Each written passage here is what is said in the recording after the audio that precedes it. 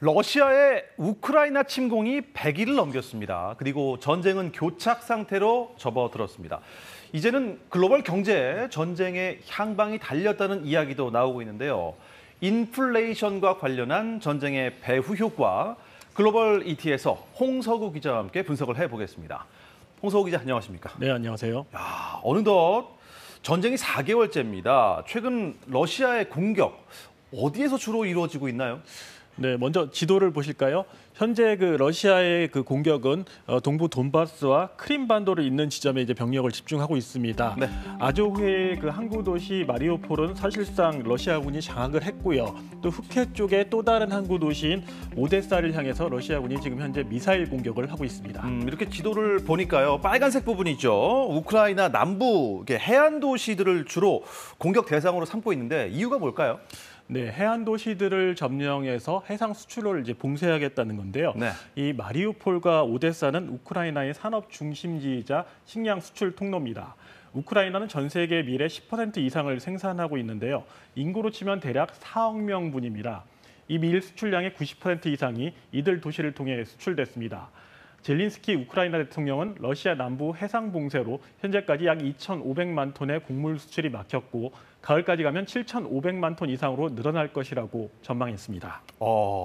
7,500만 톤, 가을까지요? 네. 곡물 대부분을 수입에 의존하고 있는 우리나라도 이 밀로 만드는 음식 가격이 굉장히 많이 오르고 있는 상황입니다. 어떻게 가을까지 가면 이거 장기전이 될 것 같은데 정말 장기전 될 것 같습니까? 일단 협상은 교착 상태입니다. 미국의 월스트리트 저널은 전쟁의 끝이 보이지 않는다고 이렇게 보도를 했는데요. 이게 주목해볼 만한 보도가 있습니다. 워싱턴 포스트인데요. 네. 우리 러시아는 가을을 기다린다. 아이고. 이 러시아 한 외교 관리의 말을 인용한 겁니다. 가을이 러시아에게는 비장의 카드라는 겁니다. 러시아 하면은 추위를 이용한 전쟁, 동장군으로 유명한데 이제는 가을 장군이 되는 겁니까? 네, 앞서 이야기한 또 밀 등의 식량이 있겠고요. 또 가을이 되면 또 에너지 소비가 늘어나잖아요. 맞습니다. 그래서 푸틴 러시아 대통령은 이 에너지와 식량이라는 카드를 양손에 들고 버티면 결국 전쟁에서 유리하다고 보는 겁니다. 여기서 에너지는 러시아산 가스와 원유라고 할 수 있는데요. 러시아가 경제 제재에 맞서서 유럽으로 가는 가스관을 잠갔고요.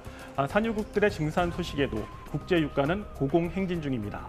가을부터 에너지 수요가 늘면 겨울에는 가스 배급제 가능성까지도 유럽에서 거론되는 상황입니다. 미국이 최근까지 제재 중이던 베네수엘라 원유를 유럽으로 보내는 걸 허용한 것도 이 때문인데요. 뿐만 아니라 식량도요. 우크라이나 밀이 아프리카로 많이 수출되고 있거든요. 현재 아프리카는 식량난이 심각한 상황입니다. 그럼 지금보다 더 많은 난민들이 지중해를 건너 유럽으로 몰려들 수 있겠죠.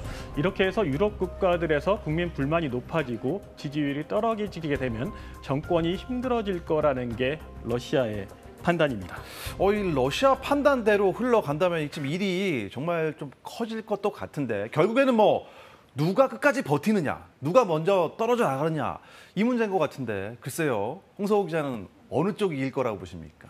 네, 일단 러시아는 기름 나잖아요. 산유국이거든요. 맞습니다. 또 이제 제재를 피해가지고 중국과 인도로 이 기름 수출도 하고 있습니다. 식량도 상당 부분 자급이 가능한 게 러시아입니다. 물가 급등이 문제이기는 합니다만 서방 국가들에 비해 국민 통제가 쉽다 보니 다소 느긋해 보이기까지 하는 모습입니다.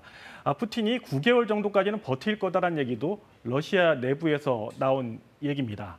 앞서 유럽 난민 위기를 언급했는데요. 식량 위기는 유럽의 정세 불안으로 이어질 수 있는 큰 사안입니다. 이미 불만의 목소리가 커서요. 에스토니아 총리는 최근 대러 제재로 인해 유럽이 다치기 시작하는 지점에 있다고 했고요. 전쟁의 중재자를 자처한 마크롱 프랑스 대통령도 러시아에 굴욕감을 줘선 안 된다고 조심스러운 입장을 밝혔습니다. 글쎄요. 러시아 내부 지금 경제 상황은 어떻습니까? 네, 러시아는 채무 불이행, 그러니까 디폴트 얘기 계속 나오잖아요. 당장 이번 달에도 갚아야 될 국채 이자 만기 도래가 무려 4억 달러, 우리 돈으로 약 5천억 원에 달합니다. 하지만 러시아 정부는 디폴트 선언은 없다고 선을 긋고 있습니다.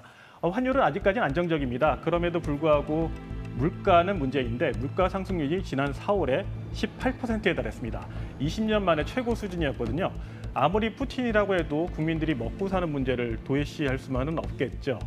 현재 러시아에선 차량 제동 장치 부품이 없어서 새 차를 못 만들고 있고요. 신작 영화도 수입이 되지 않아 구소련 시대 영화를 재상영하고 있다고 합니다. 게다가 푸틴의 건강 이상설도 변수로 거론되는데요. 혈액암이다, 3년 시한부를 선고받았다 등 외신을 통해 지금 여러 주장들이 나오고 있습니다. 물론 러시아는 이런 주장들을 모두 일축했습니다. 글쎄요, 모두 윈윈하는 것은 전쟁을 멈추는 거 아닌가 이런 생각을 좀 조심스럽게 해봅니다. 홍서호 기자 잘 들었습니다. 고맙습니다.